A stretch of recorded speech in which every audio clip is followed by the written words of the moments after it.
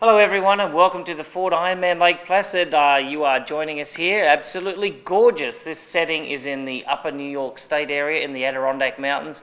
Absolutely beautiful. 1932 and 1980 Winter Olympic Games venue when Eric Heiden, the US, five-time gold medalist on the oval. Absolutely fantastic when he won all those long track speed skating medals. Okay, this show has been brought to you by Ford Drive One. Joining me in commentary always in 2010 will be Lisa Bentley, the 15-time, maybe 20-time Ironman champion. How many is it, Lisa? Well, Greg, it's only 11-time Ironman champion, but maybe you're foreshadowing something. I'm not sure, but I'm not lacing the shoes up this weekend. I'm all right beside you. Yeah, but you did go out this morning and have a look at that bike course. How is it out there? The venue is absolutely gorgeous up here, right? Beautiful, beautiful bike course. I'm riding along. I have this Olympus ski jumps on my right-hand side. I went through the run course, and then there's Whiteface Mountain. So it is an absolute outdoor person's paradise.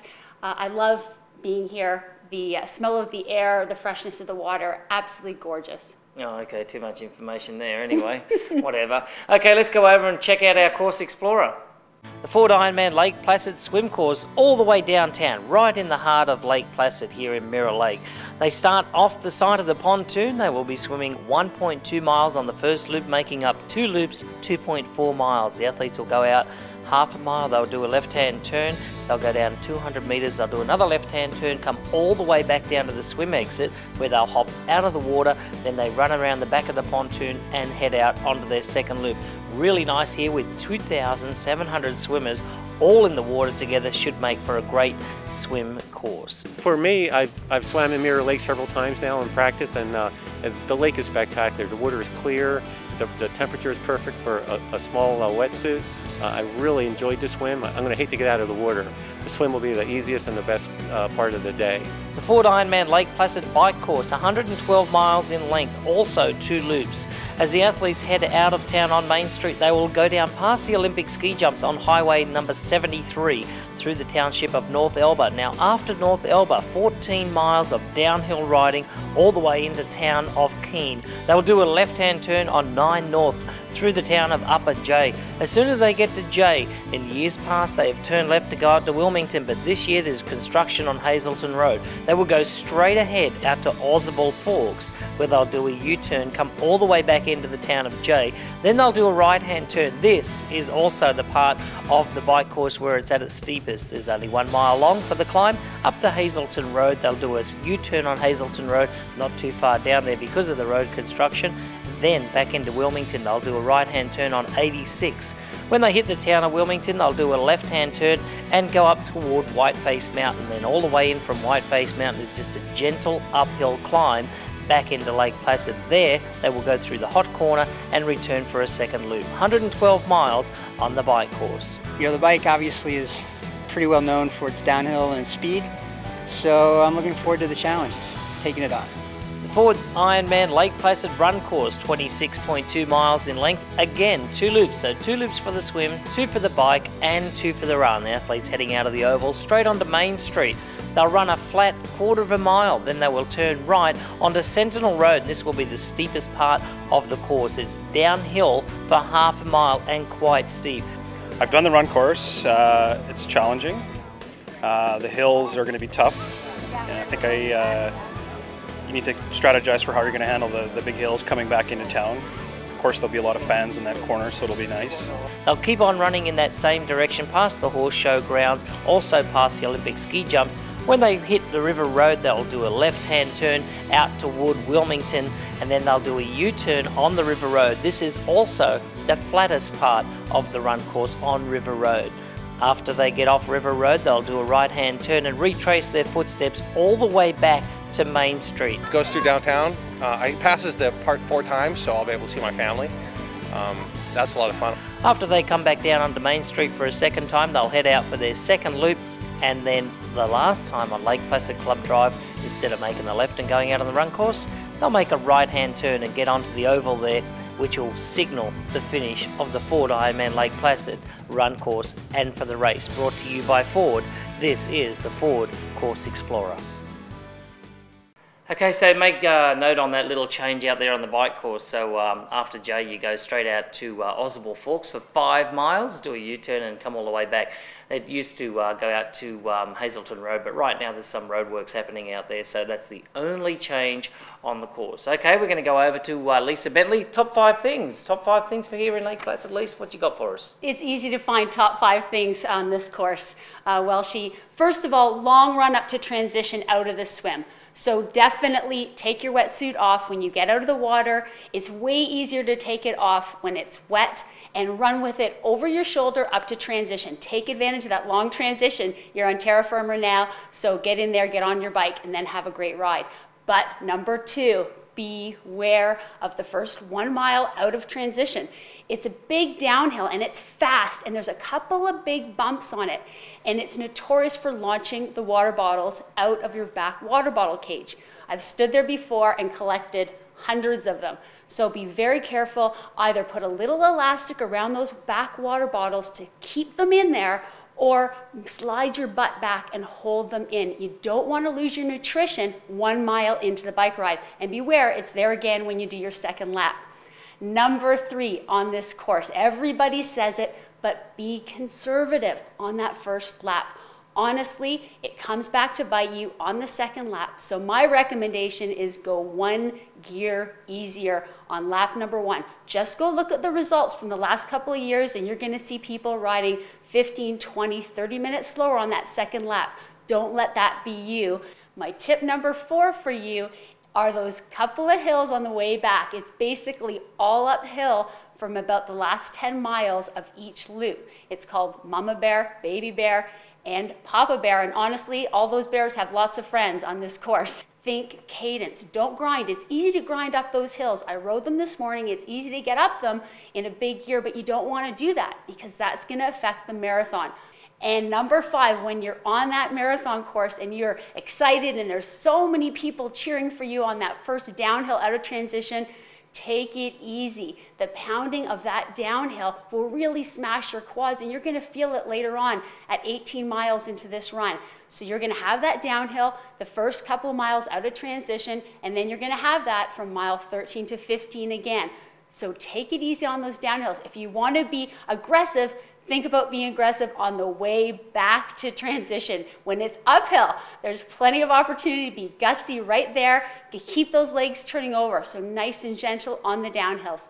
Those are my top 5 tricks and tips for you to get around this course on Sunday. Thank you very much, Lisa. And over to the top 5 men now. We're looking at Mate Twelzig from Germany. He was top 15 last year in the Ford Ironman World Championship and should be the guy to look out for on this course. Jason Shortis from Australia is a multiple Ironman champion, and I think he's done around 50 Ironman races, and I want to say about 45 of those have been a sub 250 marathon time as well. So look out for Jason Shortis from Australia. Also, Ben Hoffman, he was second in the Ford Ironman St. George in its very first year in southern Utah, just back there in May, and looking forward to now elevating himself into the sport and the world of Ironman triathlon. And I think that that's going to be a great little future for the United States there, because he can certainly ride that bike and run as well. All right, Brian Rhodes from New Zealand. Last year was a bad year for Brian. He tore out his Achilles tendon, having surgery. Now he's back. We hear that he's a little bit injured, but he's a gutsy Kiwi that always puts in a top result. He's a multiple Ironman Malaysia champion, and look out for Brian to be one of those early swim leaders. And number 5, Peter Vavricek. How could you ever discount the guy from the Czech Republic? He's done probably, well, 1,500 Ironmans. He does about 14 every year, and oddly enough, he always places in the top 5. So look out for Peter Vavricek to come top 5. Lisa, what do you got for us in the top 5 women? That's a truly international field. Holy smokes. We have Aussies, we have Kiwis, Czech Republic, Germany, and United States. Top 5 women. Well, we have Caitlin Snow. She won this race in 2008. She was second in 2009. She's hungry to go. She's had some amazing races so far this year. Almost won Rhode Island a couple of weeks ago. Look for her to come through the field on the marathon. Then we have Carrie Lester. You haven't heard much about Carrie. She's an Aussie, and she was the surprise winner at Ironman Australia this year. So we're going to see a lot more from Carrie Lester, and I think we're going to be really surprised on Sunday with her performance as well. Then we have a couple of Aussies. In addition to her, we have Lisa Marangon and Kate Bevilacqua, great Aussies. Lisa Marangon, she's made a huge sacrifice and moved to Boulder for the spring, summer to get prepared for this race. She won Busselton last year. Kate Bevilacqua was second to her at Busselton last year. So those are two Aussies that are going to be nipping at those two gals' heels. And then my fifth pick, well, I'm a toss-up, really. Tara Norton will come through strong on the swim and the bike, but then we also have Amy Marsh. Amy Marsh won China this year. She's a tough, tough cookie. She's been training in Switzerland. She's had a couple of bike crashes recently, so that's my only missing point on her is how has she recovered from those crashes. So again, a very international field with the women. Lots of excitement. I think we're going to see a lot of changes through the swim, bike, and run. Our age groupers here at the Ford Ironman Lake Placid always have a fantastic race up here, and I remember back then when there was no professional athletes here and an athlete from Massachusetts. It was Tony DeLone, and he went 8:50 plus, just right around there. He won the race overall, just nipping actually our female pros. It was no men pros, but our female pros. So our age groupers up here, Lisa, they're looking forward to a great race as well. They sure are. And the age groupers really have the stories. When we ask for stories from age group athletes, we always get some super interesting stories that we love to share with you so that you can see what your next door neighbor really is doing before they get here and decide to make their big quest to do an Ironman. Really, it's something not necessarily anyone can do, but if you put your mind to it, then you can really do anything, and nothing's impossible. Yeah, nothing's impossible. Actually, anything is possible here at Ironman. That's our logo, and we stand true to that. All right, we caught up during the week with some of our age group athletes, and Kari Costango from Sturbridge, Massachusetts, she sums it up quite nicely. We're bringing up the rear so the pros don't have to, and pretty much I think our participation and registration helps fund this event and helps bring out the spectators. It's not to say that people wouldn't be out for them alone, but it's also, it's a sport for everybody. So whether if you have thoughts of doing it, if you think you can do it, you can, and just get up and put your best foot forward and give it a shot. And we also met up with a man from way out west in Bellevue, Washington, Bruce Morgan. He began his quest for Ironman a little while ago, and it's been quite an adventure. We picked Lake Placid so that we could do a road trip. We left on the 12th. I had to pick up my daughter in Chicago, who was there for a school thing. We visited Washington, D.C. for a couple days, and then drove up yesterday from Philadelphia, actually. So, it's about 3,500 miles on the road so far. About 8 days. Yes, well, no Forrest Gump, that's for sure, Bruce. But anyway, what an adventure. 3,500 miles in the car. Well, yep, you would have grown a beard just like Forrest. I can just see it. Okay, this week's Avon Age Group message has been brought to you by Avon Ironman Cologne. Okay, this week I'm going to talk about Lake Placid. This is a wonderful resort town up here for not only Winter Olympic Games, Summer Games, all sorts of stuff for the family, but for the age groupers that are really serious about this race. They would have done their recon. They would have come up here on the weekend, especially the New York State residents, and this is what it's all about. This is their race. They come up here on the weekends, scope out the landscape. If you can't do that, your recon is going to Ironman.com or IronmanLIVE.com, pulling up the profiles of the course and learning just how steep some of these climbs are and learning about the run course. And that's what it comes down to on the day, and it's knowing the course. So my message brought to you by Avon this week is to go out there, do a little bit of homework about the course and know exactly what you had to do. Oh, that's for sure. Knowing the course is so darn important, Welchie. It plays so much into how you perform on the course. The visualization, it will get you up and down those hills with a bit more ease. But take some time away from that visualization because we want those kids at the kids race. We caught up with the kids race yesterday, and we thank the mums and the dads and the aunties and the uncles and brothers and sisters for bringing out your kids to our Kids Fun Run. Oh, it was just spectacular to see the looks on these kids' faces when they're doing that run. They are the future of our sport. They are the future of our country, and we get so excited when we see them run.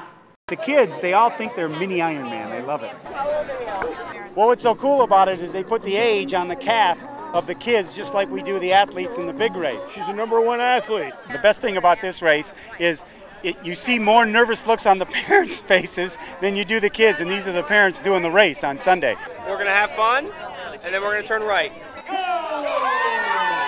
So I'm going to run the 6 to the 8-year-olds a half mile, and then the older kids got to run a full mile.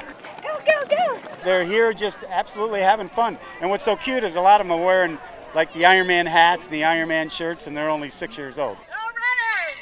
That's a quick 1 mile. Yes, it is. We had about 350 to 400 kids out here. It's fantastic. I did pretty good, I think. Well, it gets tough every once in a while, but you could just pump it through. Ironman's all about promoting a healthy lifestyle. And if these kids start running early and doing things that they think are fun, even though it's working out, that's all we ask for. Come on, baby! And when you see the smile on their faces when they come through the finish line, we know we're doing kind of something right. Well, definitely the future of Ironman. They're running around in Lake Placid. The kids, absolutely fantastic. Beautiful. It's the future of sport. That's what we want to see our kids doing. We want to see them doing well in school, of course, doing sport. It's our future. We want healthy young kids. So we're just prouder than ever to see those kids doing sport. Now, the mothers and fathers, of course, loving seeing their kids. One mother that we have to be careful of is Mother Nature. Mother Nature can change the course for these athletes, and that's one thing that we have to talk about, the weather.